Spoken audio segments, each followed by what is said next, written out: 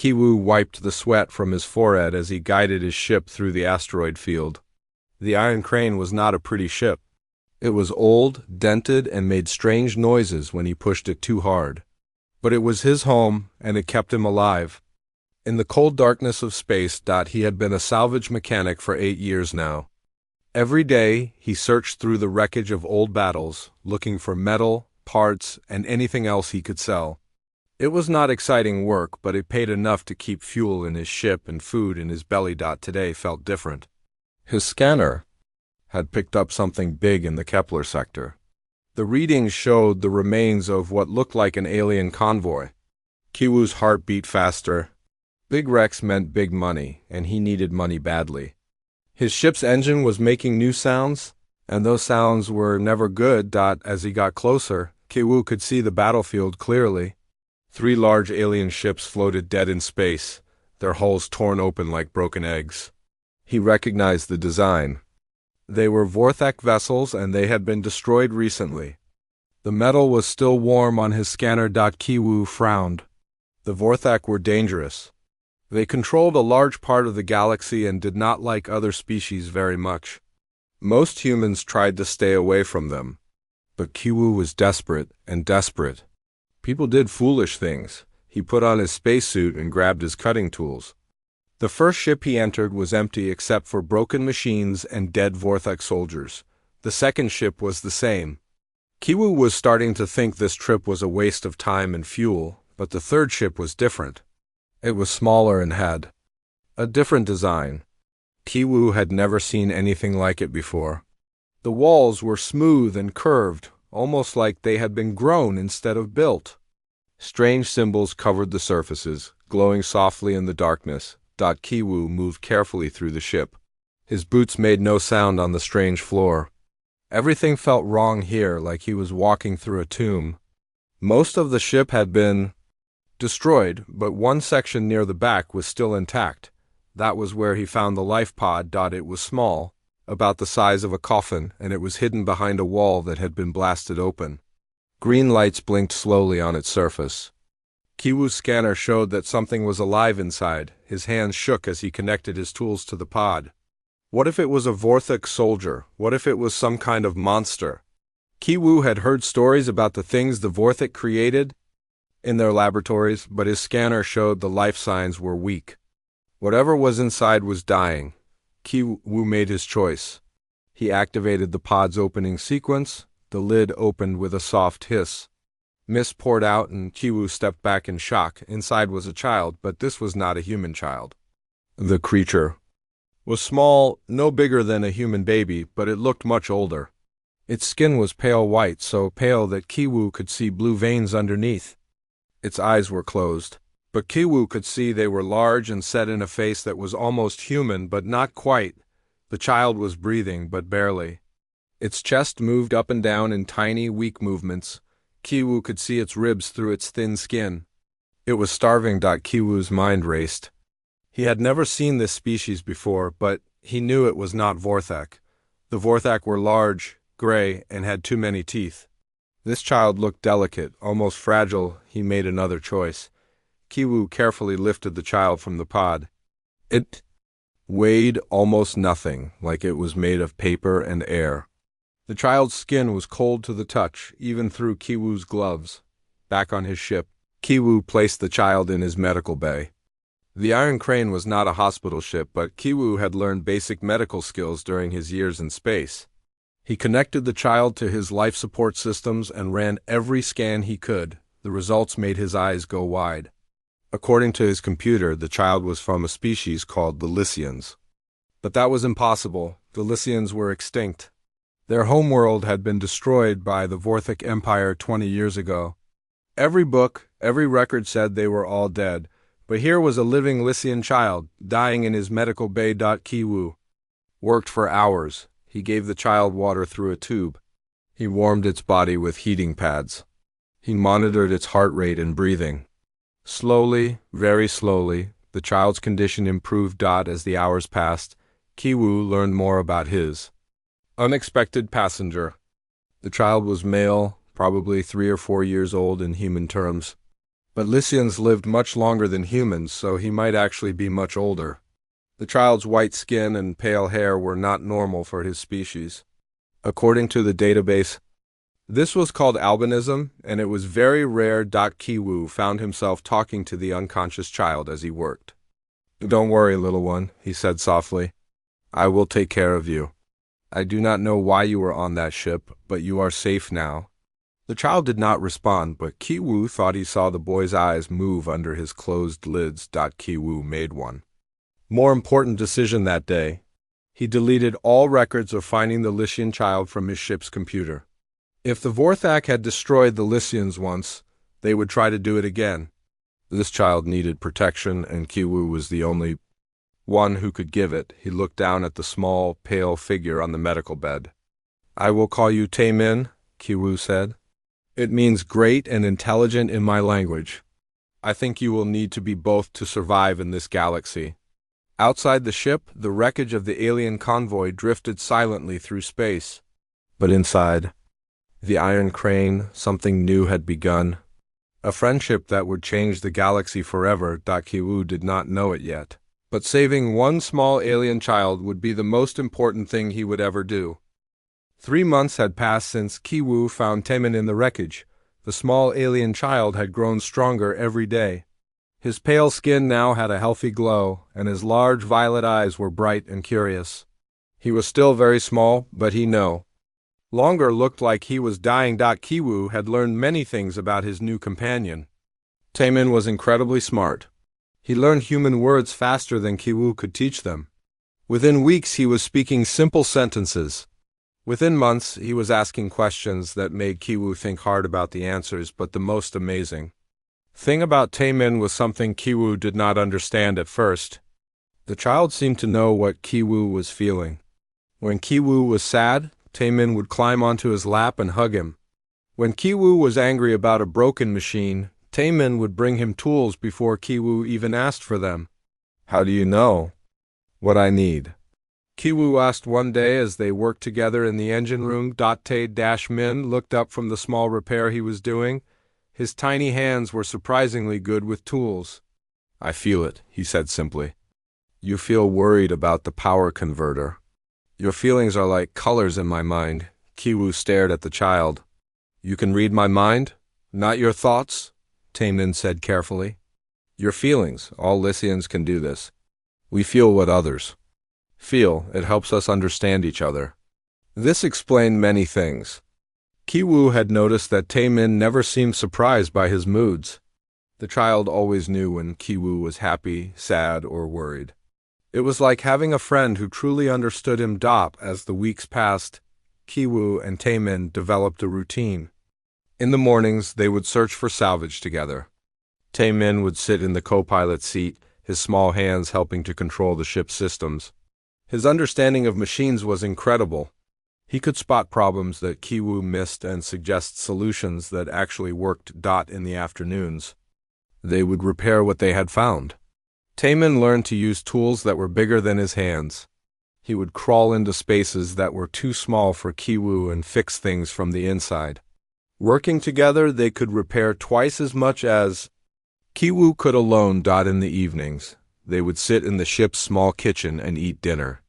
Kiwu would tell Taemin stories about Earth, about humans, about the galaxy. Taemin would listen with wide eyes, asking questions that showed he understood more than most adults. "Why do humans live such short lives?" Taemin asked one night. Ki-Wu thought about this. "I guess we live short lives so we learn to make them count. Every day is important when you do not have many of them." "Lycians live for hundreds of years," Taemin said quietly. "But my people are gone. Maybe it is better to live a short life that matters than a long life that is empty." Kiwu felt his heart break a little. Taemin was just a child, but he had lost everything. His family, his people, his entire world. Yet he was still curious about life, still eager to learn and grow. "You are not alone," Kiwu said firmly. "You have me. We are family now." Taemin smiled, and Kiwu felt a warm feeling in his chest. Later, he realized that Taemin had shared his emotion with him.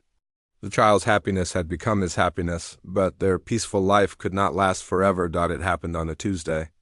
Kiwoo and Taemin were exploring a debris field near the outer rim when 3 Vorthic ships appeared on their scanner. The ships were moving fast, heading straight for the Iron Crane. "Hide," Kiwoo told Taemin urgently. "Get in the secret compartment. We built. Do not come out no matter what you hear." Taemin's eyes went wide with fear, but he nodded and ran to the hidden space behind the engine room. Kiwoo sealed the compartment and tried to look calm as the Vortex ships surrounded him. The lead ship docked with the Iron Crane. Heavy footsteps echoed through the corridors as Vorthic soldiers boarded. They were large, gray-skinned creatures with too many teeth and eyes like black glass. Their leader was even bigger than the others. "I am Commander Vectar," the leader said in a voice like grinding metal. "We are searching for something that was stolen from us." "I am just a salvage worker," Kiwoo said, trying to keep his voice steady. "I do not steal anything. I only take what others have thrown away." Vectar's black eyes stared at Kiwoo. 3 months ago, a Lycian research vessel was destroyed in this sector. We believe a survivor may have escaped. Have you seen anything unusual? Kiwoo's heart pounded, but he kept his face calm. The Lycians are extinct. Everyone knows this. How could there be survivors? That is what we intend to make sure of, Vectar said coldly. Search this ship. The Vortex soldiers spread out through the Iron Crane. They opened every door, checked every compartment, scanned every corner. Kiwoo watched them and tried not to think about Taemin hiding just meters away. One soldier stopped near the engine room. He held up a scanner and frowned. "Commander, I am detecting unusual energy readings from this area." Kiwoo's blood turned to ice. "That is just engine radiation," he said quickly. "Old ships like this one leak energy all the time." But Vectar was already moving toward the engine room. His scanner beeped as he got closer to Taemin's hiding spot. "There's something here," the commander said. "Something alive." Kiwoo knew. He had to act. He could not let them find Taemin. The child was innocent. He deserved to live, to grow up, to have a future. Kiwoo grabbed a plasma torch from his tool belt and activated it. The bright flame cast dancing shadows on the walls. "You will not touch him," Kiwoo said firmly. Vectar turned to face him. "So there is a survivor? I knew it. Stand aside, human, or you will die with the abomination." "He is not an abomination," Kiwoo said, his voice growing stronger. "He is just a child. He has done nothing wrong." "He exists," Vectar snarled. "That is enough." The commander raised his weapon, but Kiwoo was faster. He threw the plasma torch at the ship's power coupling. Sparks flew everywhere as the lights went out. In the darkness, emergency alarms began to scream. "Run!" Kiwoo shouted. The secret compartment opened, and Taemin appeared. The child's eyes were glowing faintly in the dark, and Kiwoo could feel waves of fear and determination coming from him. "This way," Taemin said, grabbing Kiwoo's hand. "I can feel their emotions. I know where they are." Together they ran through the dark corridors of the ship. Behind them, the Vorthic soldiers shouted and fired their weapons. But Taemin seemed to know exactly where to go to avoid them. They reached the bridge just as the ship's power came back online. Kiwoo threw himself into the pilot's seat and started the engines. The Iron Crane shuddered and began to move. "They are right behind us," Taemin said, his small hand on Kiwoo's shoulder. "But I can feel their pilot's intentions. He's going to fire at our left side." Kiwoo turned the ship hard to the right, just as laser fire lit up the space where they had been. Again and again, Taemin warned him about incoming attacks, and Kiwoo was able to dodge them. "How can you know what they are thinking?" Kiwoo asked as he pushed the ship to its limits. "I told you," Taemin said, his voice strained with concentration. "I feel their emotions, fear, anger, determination. Emotions come before actions. I can feel what they will do before they do it." Using this incredible ability, Kiwoo was able to outmaneuver the Vortex ships. The Iron Crane was old and slow, but it was also small and hard to hit. After an hour of chase, they finally escaped into hyperspace, but as they flew through the Swirling colors of hyperspace, Kiwu knew their lives had changed forever. They were no longer just a salvage worker and an alien child. They were fugitives, marked for death by the Vorthic Empire. "I am sorry," Taemin said quietly. "This is my fault. You saved me, and now you are in danger because of me." Kiwu reached over and put his hand on the child's small shoulder. "You are not at fault. You did not choose to be born. You did not choose for your people to be destroyed. But you did choose to help me escape. We are partners now, Taemin. Partners stick together." Taemin smiled, and once again Kiwu felt that warm feeling in his chest. But this time it was mixed with something else. Determination. They had escaped today, but the Vorthic would not give up. They would keep hunting Daki-Wu. Looked at the child sitting beside him and made a silent promise. Whatever happened, he would protect Taemin. The galaxy had taken everything from this child, but it would not take his life. Not while Kiwu still breathed. Outside the ship, the stars streaked by in long lines of light. They were flying toward an uncertain future, but they were flying together. And sometimes Kiwu thought that was enough. Kiwu had been flying for 2 weeks without stopping. The Iron Crane was running low on fuel, and both he and Taemin were exhausted. Every time they tried to land somewhere for supplies, Vorthic ships would appear. It was like they were being hunted by ghosts. "We need help," Kiwu said as he stared at the fuel gauge. The needle was deep in the red zone. "I know someone who might be able to help us, but it has been a long time since I saw him." Taemin looked up from the book he was reading. In the past 2 weeks, he had learned to read human writing. His intelligence still amazed Kiwu every day. "Who is this person?" "His name is Hyunsu," Kiwu said. "We served together in the Earth Defense Force many years ago. He saved my life during the Battle of Titan. If anyone can help us disappear, it is him." Kiwu set course for the neutral zone, a region of space where no government had control. It was dangerous territory, full of pirates and criminals. But it was also the only place where people did not ask too many questions. They found Hyunsu's ship in orbit around a dead moon. The vessel was much larger than the Iron Crane, painted black with no identification marks. As they approached, weapon systems locked onto them. "This is Hyunsu," a familiar voice came over the radio. "State your business or prepare to be destroyed." "This is Kiwu Park," Kiwu replied. "I'm calling in that favor you owe me." There was a long pause. Then the weapons powered down. "Kiwu, I thought you were dead." "It has been 8 years since anyone heard from you." "I have been keeping busy," Kiwu said. "Can we come aboard?" "I have a problem that needs solving."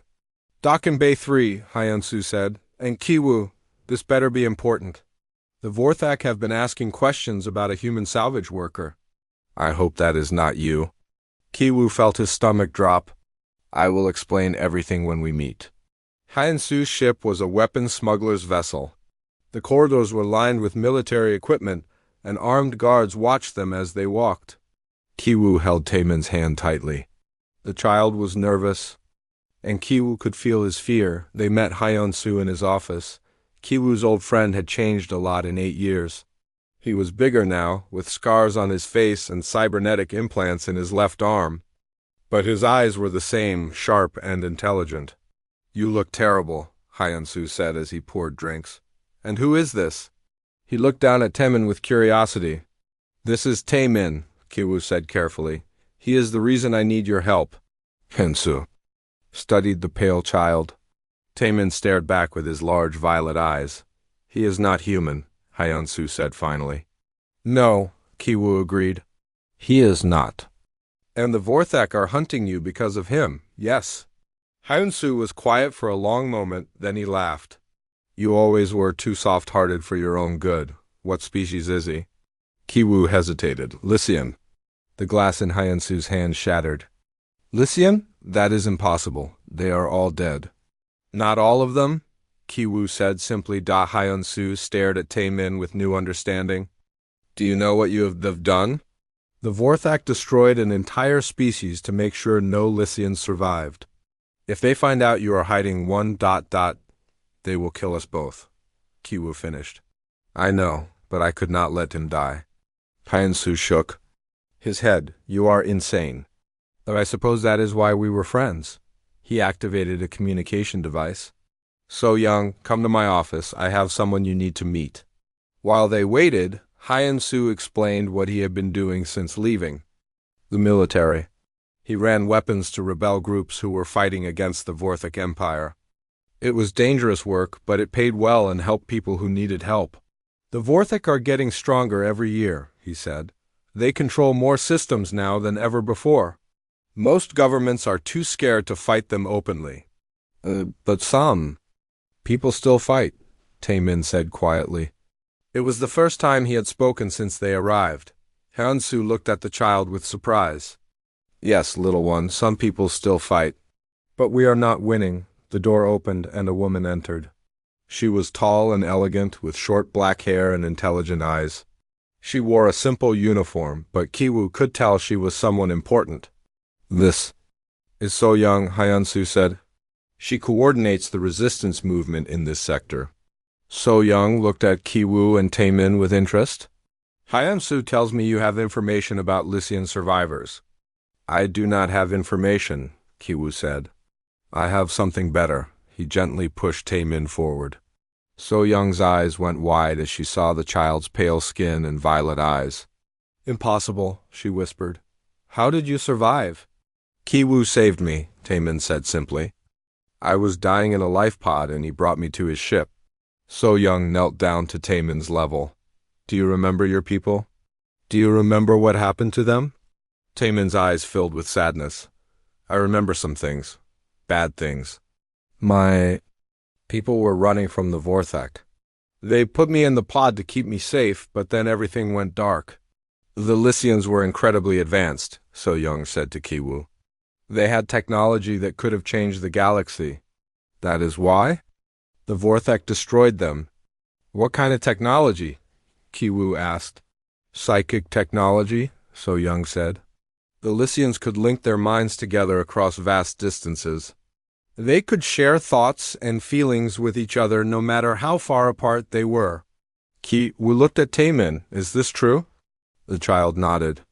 All Lycians can feel each other's emotions. But I am alone now. I cannot feel any other Lycians in the galaxy. That is because you are probably the last one, So Young said gently. But your abilities are still incredible. You could help us. Fight the Vorthak? No, Kiwoo said firmly. He is just a child. I will not let you use him as a weapon. So Young studied Kiwoo for a long moment. You care about him. He is like a son to me, Kiwoo said. I will protect him from anyone who tries to hurt him, even if they are on our side. I understand, So Young said. But consider this, the Vorthak will never stop hunting him. They fear what he represents. The only way to keep him safe is to destroy the Vorthak Empire. And how do we do that? Kiwoo asked. We unite all the resistance groups, So Young said. We coordinate our attacks. We share resources and information. And maybe with Taemin's help, we can do something that has never been done before. Over the next few hours, So Young explained her plan. She had been trying to unite the scattered resistance groups for years, but communication was difficult. The Vorthak monitored all transmissions and travel between systems was dangerous. But if we had someone who could communicate psychically, she said, someone who could link the minds of our leaders across the galaxy. You want to use Taemin as a living communication system, Kiwoo said. I want to give him a chance to avenge his people, So Young corrected. But only if he chooses to help us. Everyone looked at Taemin. The child was quiet for a long time. Thinking finally he spoke. My people believed in peace, he said. They did not like violence. But they also believed in protecting the innocent. The Vorthak hurt innocent people every day. What are you saying? Kiwoo asked. I'm saying I want to help, Taemin said. But I have conditions. I will not hurt anyone directly. I will only help with communication and information, and Kiwoo stays with me always. So Young smiled. I think we can agree to those terms. Wait. Kiwoo said, I have not agreed to anything yet. Kiwoo, Taemin said, taking his hand, I feel your emotions. You want to help these people. You want to fight the Vorthek. You are angry about what they did to my people, Kiwu sighed. The child was right, he was angry. The Vorthak had destroyed an entire species because they were afraid of them. They had tried to kill a child who had done nothing wrong. Someone needed to stop them. All right, he said finally. But I want protection for Taemin, and I want to help plan any operations he is involved in. Done, So Young said. Welcome to the Resistance. As they shook hands, Ki-woo felt a strange sensation. It was like a warm feeling spreading through his mind. He looked at Taemin and saw the child smiling. What was that? Ki-woo asked. I shared my happiness with you, Taemin said. I am excited to help people, and I am happy that you will be with me. So Young watched this exchange with interest. How strong are your abilities, Taemin? I am still learning, the child said. But I think I am getting stronger. Sometimes I feel things that are very far away, and sometimes I can touch machines with my mind and make them work better. Machines? So Young asked. Tae-min nodded. Ki-woo taught me about engines and computers. Now I can feel what they need to work properly. I can fix things just by touching them. So Young and Hyunsu exchanged glances. That is not a normal Lycian ability, So Young said. Maybe it is because I am albino, Taemin said. My people always said albino Lycians were different, stronger in some ways. Or maybe it is because you are the last one, So Young said thoughtfully. Maybe all the psychic energy that once belonged to your entire species now belongs to you. Ki-woo felt a chill run down his spine. If that was true, then Taemin was more than just a survivor. He was potentially the most powerful being in the galaxy. And he was just a child who wanted to help people. What happens now? Ki-woo asked. Now we begin, So Young said. We have work to do. Outside the ship, the stars shone coldly in the darkness. But inside, something new was beginning. A friendship that would become an alliance that would become a revolution. And at the center of it all, a human mechanic and an alien. Child who had chosen to stand together against the darkness. The galaxy was about to change. And it would all start with a simple act of kindness between two unlikely friends. Asterisk. Ki-woo had been living on the Resistance base for 6 months now. The hidden station was built inside a hollow asteroid, far from any major space routes. It was home to 300 rebels from 12 different species, all united in their fight against the Vorthek Empire. Tae-min had grown taller and stronger during their time here. He was no longer the dying child Ki-woo had found in the wreckage. Now he was an important member of the Resistance, using his psychic abilities to help coordinate attacks across the galaxy, but Ki-woo worried about him. The child was working too hard, spending hours every day linking his mind with Resistance leaders on distant worlds. Sometimes Taemin would collapse from exhaustion, his pale skin even whiter than usual. You need to rest, Ki-woo told him one morning as they ate breakfast in the station's cafeteria. I cannot rest, Taemin said, rubbing his tired eyes. The Resistance cell on Kepler 7 is planning an attack on a Vorthek supply depot. They need my help to coordinate with the backup teams. Someone else can do it, Ki-woo said firmly. You are just a child? This is not your responsibility? It is my responsibility, Taemin said quietly. My people had a saying, those who can help must help. I can help, so I must. Ki-woo sighed. He understood why Taemin felt this way, but he worried that the child was losing his childhood to this war. Their conversation was interrupted by alarms. Red lights flashed throughout the station as So Young's voice echoed over the speakers. All personnel to emergency stations. We have received word that the Vorthek Empire has sent a special hunter after our Lyceum friend. This is not a drill. Ki-woo and Taemin hurried to the command center. So Young was standing in front of a large screen showing intelligence reports from across the galaxy. His name is Kranzal, So Young said to the gathered rebels. He is a Vorthek hunter who has been cybernetically enhanced. He has never failed to kill his target. The screen showed a picture of a creature that looked like a nightmare. Kronzal was larger than a normal Vorthak, with metal implants covering half his body. His eyes glowed red and his claws had been replaced with sharp metal blades. He has been systematically destroying our safe houses, So Young continued. 3 resistance cells have been wiped out in the past month. Each time he captures survivors and forces them to give him information about our network. Kiwoo felt his blood turn cold. How close is he? Too close, So Young said. Our spies report that he is only 2 systems away. We need to evacuate immediately. No, Taemin said. Suddenly, everyone turned to look at the child. We cannot keep running forever. And if we evacuate, what happens to the other resistance cells? They need our coordination to survive. Taemin is right, said a voice from the back of the room. It was Hyunsu. We have been building this network for years. If we abandon it now, the Vorthak will win. Then what do you suggest? So Young asked. Tae-Min closed his eyes and concentrated. Kiwoo could feel waves of psychic energy coming from the child. I can sense something, Taemin said. There are other Lycians out there. They are alive, but they are hiding. The room fell silent. How many? So Young asked. 3, Taemin said. I can feel them faintly. They are very far away, but they are definitely alive. Where? Taemin's eyes snapped. Open. One is on a mining colony in the Outer Rim, another is in a Vorthak prison camp. The third ... He paused, concentrating harder. The third is moving between systems, hiding on ships. Kiwoo felt a surge of hope. If there were other Lycians alive, maybe Taemin would not be alone anymore. But he also felt fear. Rescuing them would be incredibly dangerous. We have to save them, Taemin said. If Kronzal finds them first, he will kill them. And if he studies their abilities, he might learn how to track me better. It is too dangerous, Kiwoo said.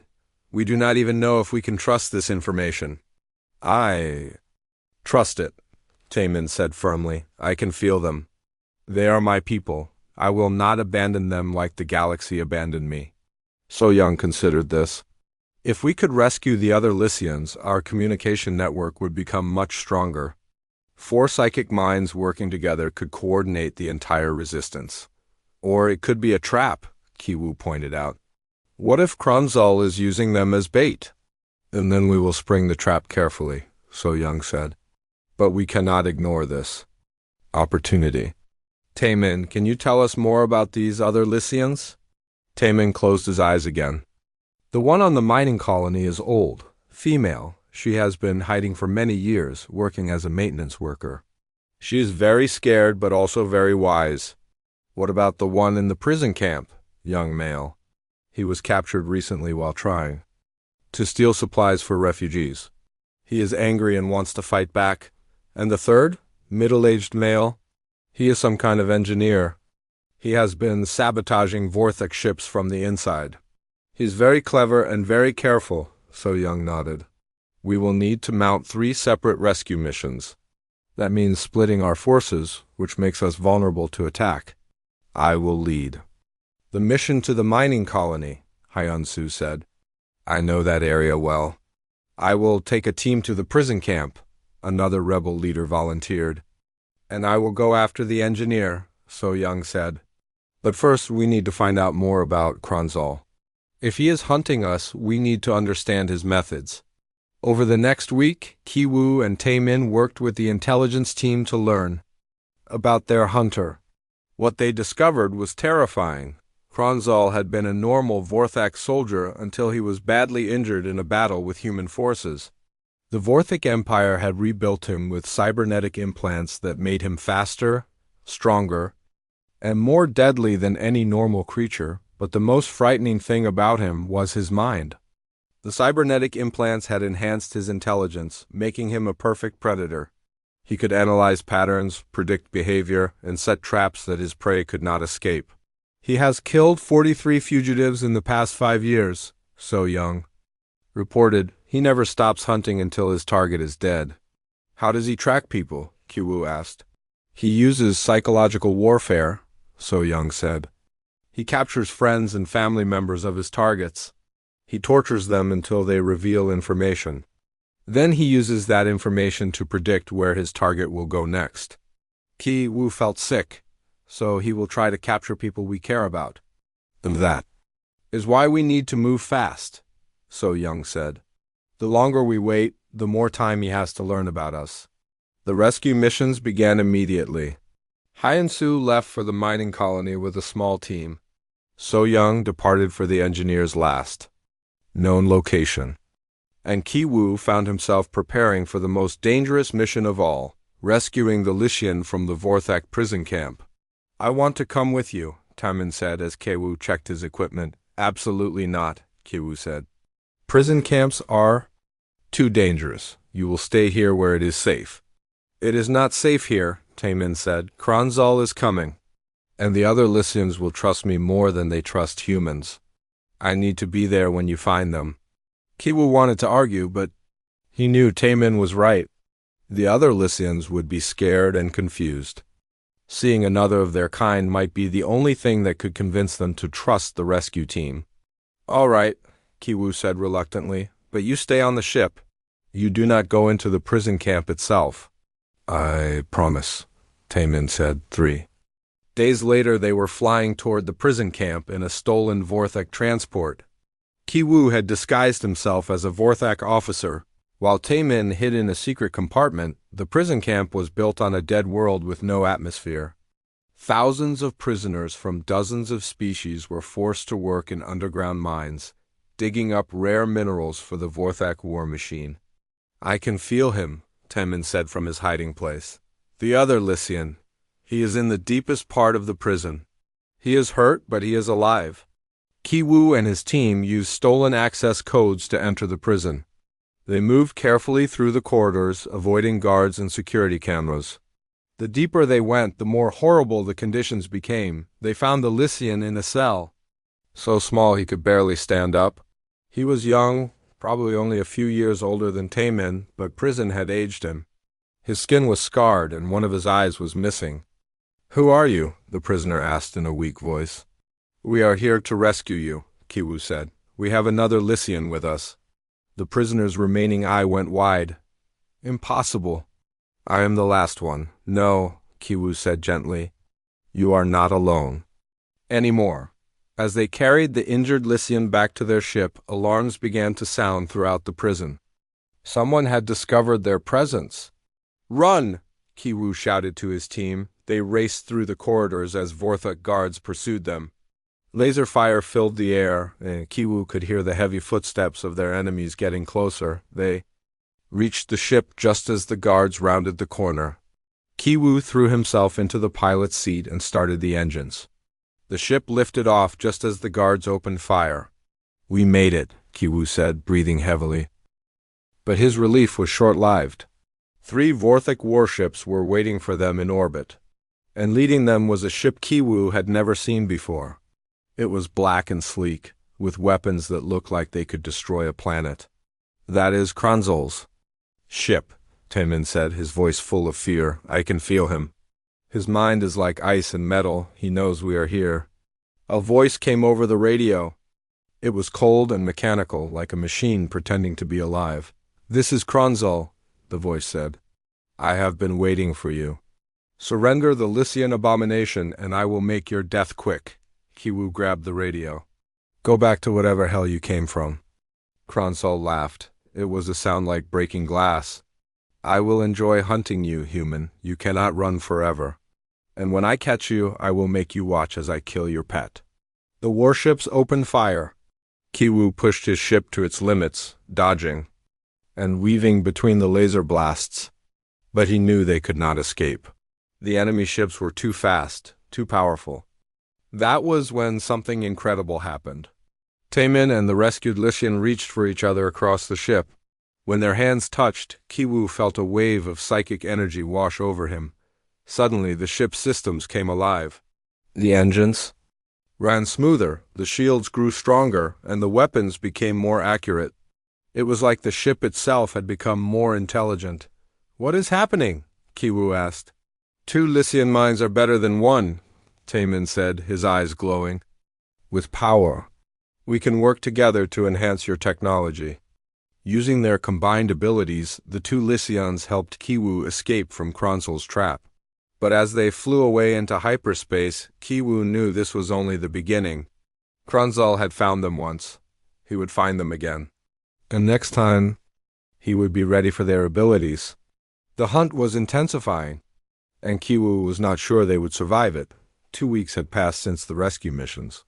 Kiwu stood in the medical bay of their new hidden base, watching the 3 Lysian survivors recover from their ordeal. The rescued prisoners were healing slowly, but they were alive. The eldest was Irasen, the female from the mining colony. She had worked as a maintenance worker for 20 years, hiding her true identity. Her knowledge of Lysian history was incredible, as she had become like a grandmother to Tay-Min. The young male from the prison camp was called Nexoth. He was angry and wanted to fight the Vorthek with his bare hands. The torture had damaged his body, but his spirit remained strong. The engineer was Velmar, a middle-aged male who had been sabotaging Vorthek ships from the inside for years. He was quiet and careful, but Kiwu could see the intelligence in his eyes. How are they adjusting? Kiwu asked Tay-Min as they watched the other Lysians together. They are happy to not be alone, Tay-Min said. But they are also scared. They have been hiding for so long they forgot what it felt like to be with their own kind. Kiwu nodded. He could understand that feeling. Before he found Tay-Min, he had been alone for years too.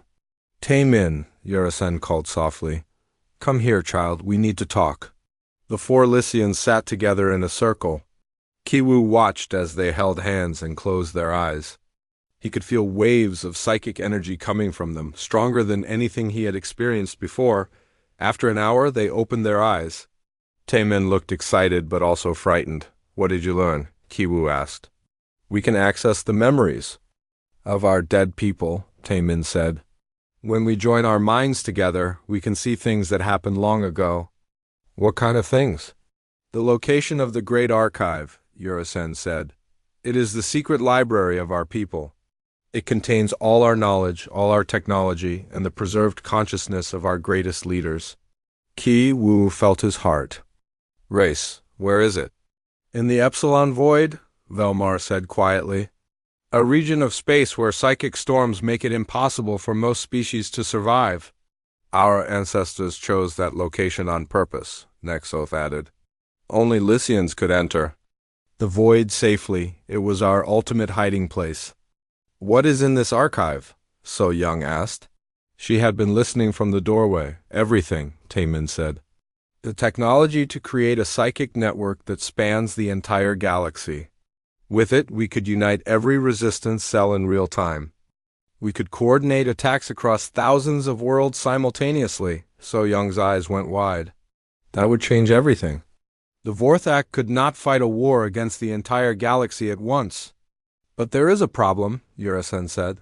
The psychic storms in the Epsilon Void are deadly to non-Lysians. Anyone who enters without protection will either die or go insane. Then we Lysians will go alone, Nexoth said. No, Kiwu said firmly. We stick together. If you go, I go. Kiwu, you do not understand, Tay-Min said. The storms could kill you. Maybe, Kiwu said. But I have been with you for almost 2 years. Your psychic abilities might protect me? Urasen studied Kiwu carefully. You have been exposed to Lysian psychic energy for a long time. Your mind might be partially adapted to it. It is still very dangerous, Velmar warned. Everything we do is dangerous, Kiwu said. But I am not letting you face this alone. So Young stepped forward. How long do we have before Kronzel finds us again? Not long, Tay-Min said. I can feel him getting closer. He's like a cold shadow in my mind. Then we leave immediately, So Young decided. Take my fastest ship. Get to the archive, find this technology, and bring it back. What about the resistance? Kiwu asked. We will evacuate to the backup base, So Young said. But if Kronzel finds us before you return, we will not be able to hold him off for long. 3 hours later, Kiwu was piloting a sleek reconnaissance ship toward the Epsilon Void. The 4 Lysians sat behind him, their minds linked together as they guided him through the dangerous space. The Epsilon void was unlike anything Kiwu had ever seen. Space itself seemed to shimmer and twist. Colors that had no names swirled through the darkness. And underlying everything was a sound that was not quite a sound, a psychic vibration that made his teeth ache. "The storms are getting stronger," Taemin said, his hand on Kiwu's shoulder. "I'm trying to protect you, but I can feel the chaos trying to get into your mind." Kiwu gritted his teeth and kept flying. Strange visions flickered at the edge of his sight. He saw faces he did not recognize, heard voices speaking in languages he did not understand. The psychic storms were trying to drive him insane. "Almost." "There," Yurasen said. "The archive is on the dead planet ahead." Ki-Wu could see it now, a gray world with no atmosphere, floating in the heart of the storm. As they approached, he could feel the psychic energy growing stronger. They landed near what looked like a simple rock formation. But as the Lycians approached it, the rocks began to glow and reshape themselves into a doorway. "The archive recognizes us," Velmar said with wonder. "It has been waiting for us to return." Inside the archive, Kiwu found himself in a vast underground chamber filled with floating crystals. Each crystal contained the preserved memories and knowledge of the Lycian people. The walls were covered with symbols that seemed to move and change as he watched them. "This is incredible," Kiwu breathed. "And this is just the entrance," Taemin said. "The real archive is much deeper." They descended through levels of incredible technology. Kiwu saw machines that could bend space and time, computers that operated on pure thought, and weapons that could destroy stars. But the most amazing thing was in the deepest chamber. It was a sphere of pure crystal, 20 meters across, floating in the center of the room. Inside the sphere, Kiwu could see swirling patterns of light that looked almost like faces. "The High Council," Yurasen whispered. "The preserved consciousness of our greatest leaders." As they approached, the sphere began to glow brighter. Suddenly, a voice spoke directly into their minds. "Children of Lycia," the voice said, "you have returned at last. We have been waiting for you. We need your help," Taemin said. "The Vorthak have destroyed our people. Only 4 of us remain." "We know," another voice said. "We have watched through the psychic storms." "You seek the network technology." "Yes," Velmar said. "We want to unite the galaxy against the Vorthak." "The network can do this," a third voice said, "but it requires a great sacrifice. One of you must bond permanently with the system. They will become the central mind that links all others." Ki-Wu felt a chill. "What does that mean?" "It means they will lose their individual identity," the first voice explained. "They will become part of the network itself, living forever, but never again being truly themselves." The 4 Lycians looked at each other. Kiwu could feel their fear and uncertainty. "I will do it," Taemin said suddenly. "No," Kiwu said firmly. "You are just a child. You deserve to have a normal life." "What normal life?" Taemin asked sadly. "I am the last of my kind. I have no family, no home, no future, except running from the Vorthak forever." "You have me," Kiwu said. "I am your family," Taemin smiled. "I know. And that is why I must do this. You saved my life, Kiwu. Now I can save millions of others." Before Kiwu could stop him, Taemin walked toward the crystal sphere. But as he reached out to touch it, alarms began to sound throughout the archive. "Impossible," Yurasen said. "How could anyone find us here?" Kiwu looked at the entrance and saw a nightmare walking toward them. It was Kranzal, his cybernetic body somehow immune to the psychic storms. Half of his face was metal, and his red eyes glowed with hatred. "Did you think you could hide from me forever?" Kranzal said, his voice echoing through the chamber. "I have been upgraded specifically to track Lycians. Your psychic energy is like a beacon to me." "How did you survive the storms?" Velmar asked. "The same way I survived everything else," Kranzal said. "I replaced my weaknesses with machine parts. My cybernetic brain is immune to your psychic tricks." He raised his weapon, a massive gun that hummed with deadly energy. Now you will all die, and the last hope of the Lycian species will die with you. Kiwu stepped in front of Taemin. If you want to hurt him, you have to go through me first, Kronzal laughed. Gladly. The hunter fired. Kiwu threw himself sideways, pushing Taemin out of the way. The energy blast hit Kiwu in the chest, and he crashed into the wall. Pain exploded through his body as he fell to the ground. Kiwu! Taemin screamed. Kiwu tried to speak, but blood filled his mouth.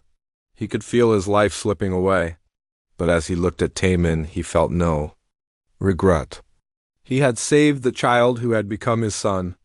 That was when something incredible happened. Taemin's grief and rage exploded outward in a wave of psychic energy.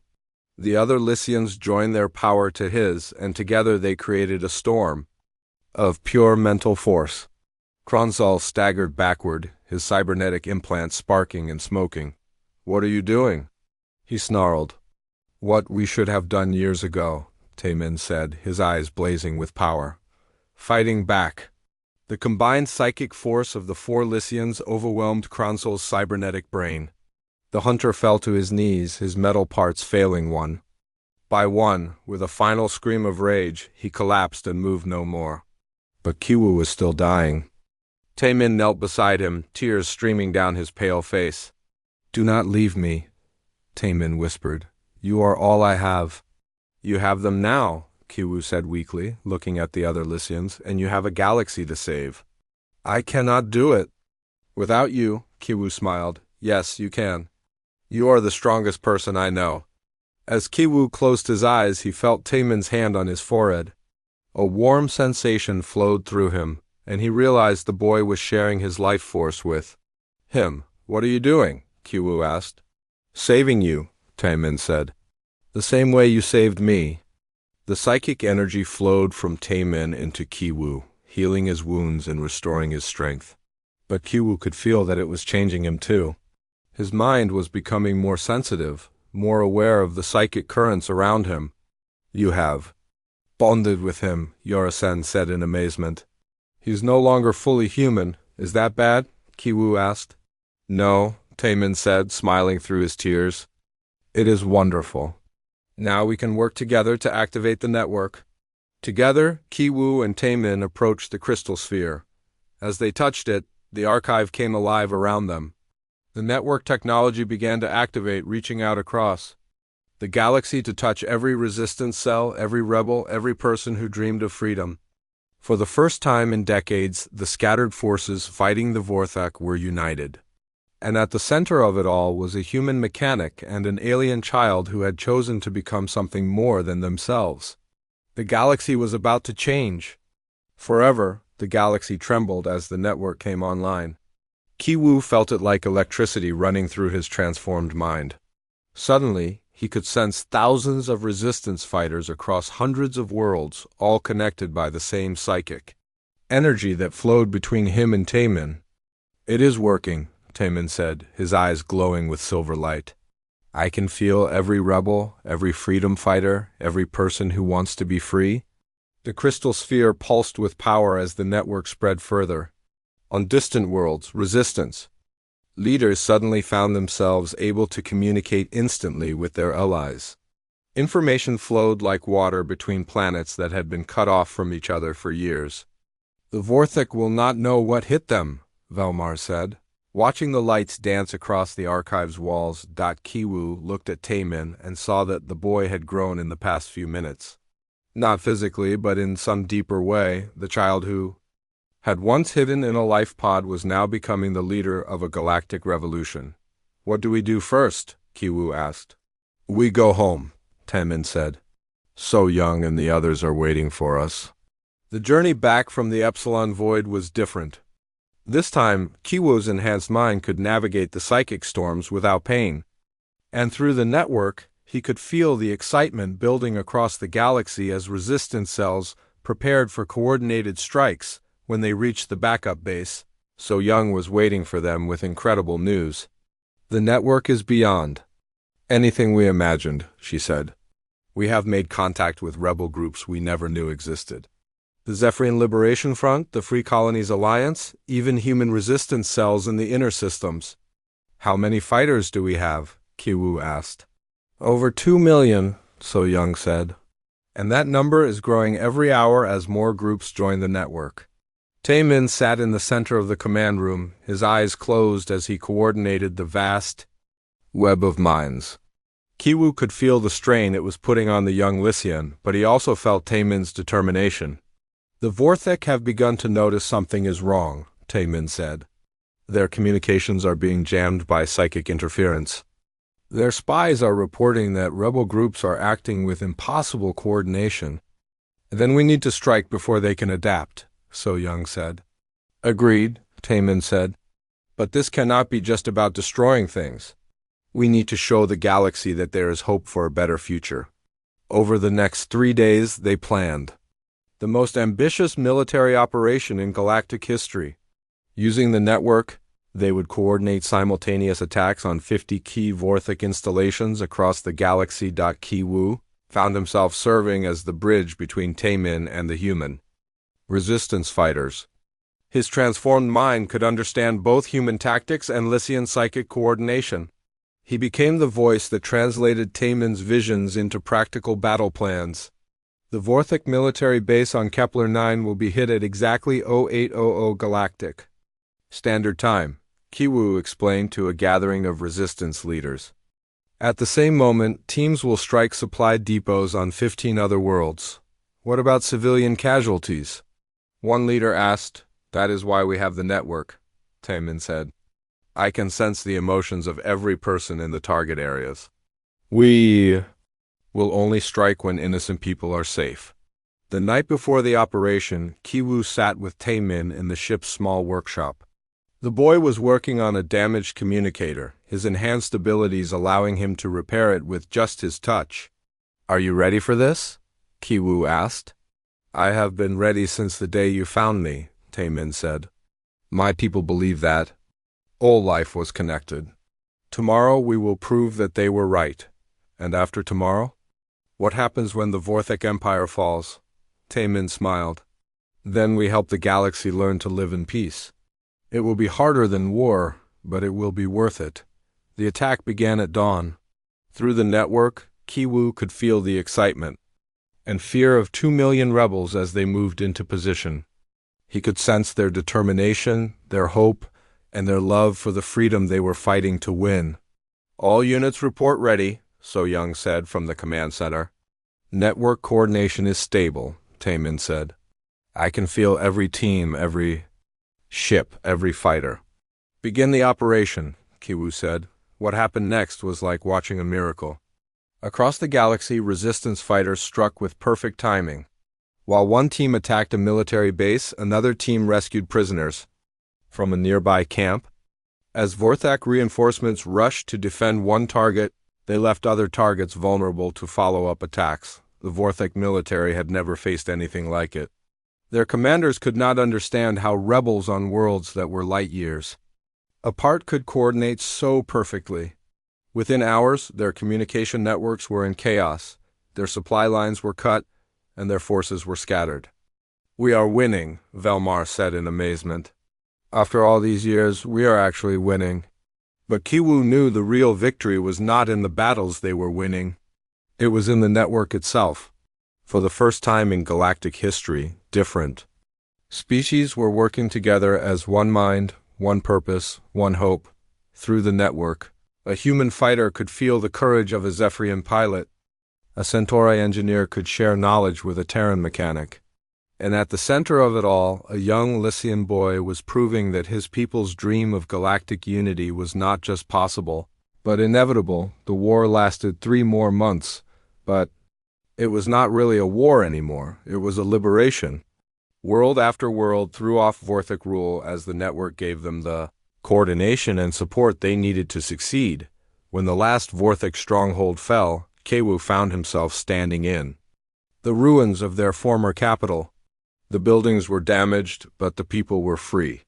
And through the network, he could feel the joy of billions of beings across the galaxy. What do we do now? He asked Taemin. We build, Taemin said simply.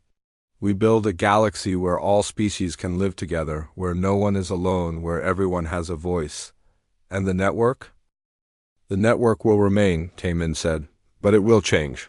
Instead of coordinating war, it will coordinate peace. Instead of sharing battle plans, it will share knowledge, art, and friendship. 5 years later, Kiwoo stood in his workshop. On the new capital world. He was still a mechanic, but now he worked on ships that carried teachers instead of weapons, explorers instead of soldiers. Taemin entered the workshop, no longer a child but a young adult. His pale skin still marked him as different, but now that difference was celebrated rather than feared. He had become the first speaker of the Galactic Council, the voice that helped different species understand each other through the network. The Centauri delegation wants to share their new engine design, Taemin said, and the Zephyrians have developed a new form of music that can only be fully appreciated through psychic connection. Sounds like a busy day, Kiwoo said, smiling. Every day is busy, Taemin said, but it is good busy. We are building something beautiful. Kiwoo looked at the young Lycian who had become his son in all but blood. Do you ever regret it? Giving up your individual identity to become part of the network? I did not give up my identity, Taemin said. I found it. I learned who I really was when I connected with others. And I learned that being alone is not strength. Being connected is strength. Your people would be proud of you, Kiwoo said. They are proud, Taemin said. I can feel them in the network sometimes. They are not gone. They are part of something. Larger now. As the sun set over the new capital, Kiwoo felt a deep sense of satisfaction. He had started as a simple salvage mechanic, searching through the wreckage of old battles. But he had found something more valuable than any treasure, a child who needed saving and a future worth fighting for. The network hummed quietly around them, connecting minds across the galaxy, and at its heart, the bond between a human mechanic and an alien child continued to grow stronger, proving that sometimes the smallest act of kindness could change everything. Ready to go home? Kiwoo asked. I am home, Taemin said, looking around at the galaxy they had helped to free. We all are. And in the vast darkness of space, a billion stars shone a little brighter, connected by the light of hope and the power of friendship. The galaxy had learned the greatest lesson of all, that no one had to be alone, and that together, anything was possible. The mechanic and the child had saved more than just each other. They had saved the future itself.